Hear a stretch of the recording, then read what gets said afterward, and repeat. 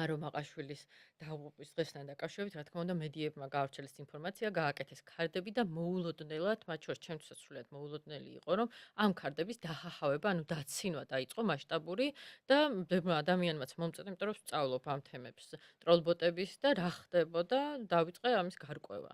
აი, მაგალითად, ხა გიზიარებთ ტაბულას ქართს, სადაც რეაქციებში არის 2300 რეაქცია და რო გადახვალ 480 ადამიანი აჰაჰავებს. ანუ ეს ნიშნავს, რომ 480 ადამიანისათვის ეს არის სასაცილო, ხო? ხო ცოტა უცნაურია, მაგრამ როგორც კი გადავალთ და ვნახავთ ვინ აჰაჰავებს, არც ერთი არ არის ქართველი, ანუ ქართული სახელები და გვარები არ ფიგურირებს მათ შორის. ბანგლადეშური ეკაუნტები, ეს არის პაკისტანური სახელები და გვარები, გადახვალ და სრულიად გაუგებარი ეკაუნტები არის და რასთან გვაქვს საქმე, როგორც ტროლებისა და ბოტების ფერმები არსებობს რეაქციების ფერმები, სადაც იყიდება ჩვეულებრივად სხვადასხვა რეაქციები. ეს არ არის ხელმისაწვდომი ღია ვებსაიტებზე, რა თქმა უნდა, ეს ყველაფერი არის არალეგალური და იყიდება darknet-ში და ასე შემდეგ, მაგრამ ვინც მოინდომებს და შეაწუხებს შესაბამის ადამიანებს, ამას გაარკვევს.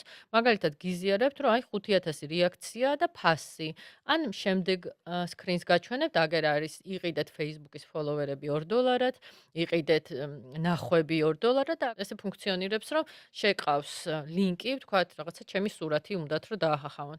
შეყავს ლინკი, მერე იხდის ფულს მათ შორის კრიპტოვალუტით და ხდება თავდასხმა მასობრივი. ზუსტად ეს მოხდა მარო მაყაშვილის შემთხვევაში და ეს იყო იმ ძალის ინტერესში, რომელსაც სურს, რომ საქართველოში გაუფასურდეს ღირებულებები.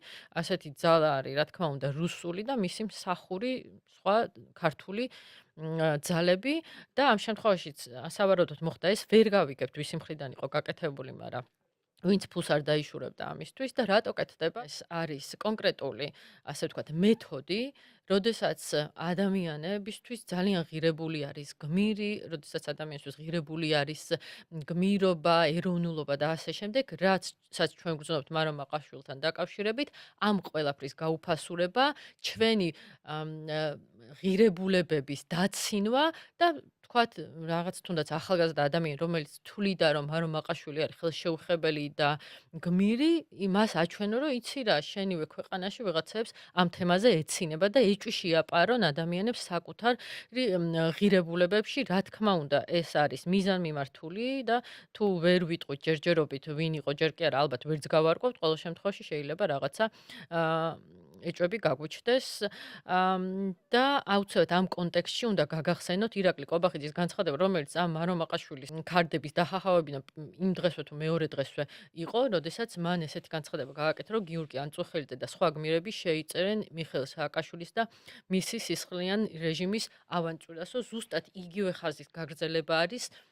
იგივენაირად ჩვენი ღირებულებების გაუფასურება არის ამ განცხადების მიზანი, ვითომ გიორგი ანწუხელიძე იყო რაღაცის მსხვერპლი, ვიღაცის ტყუილების და არა თვითონ გმირი.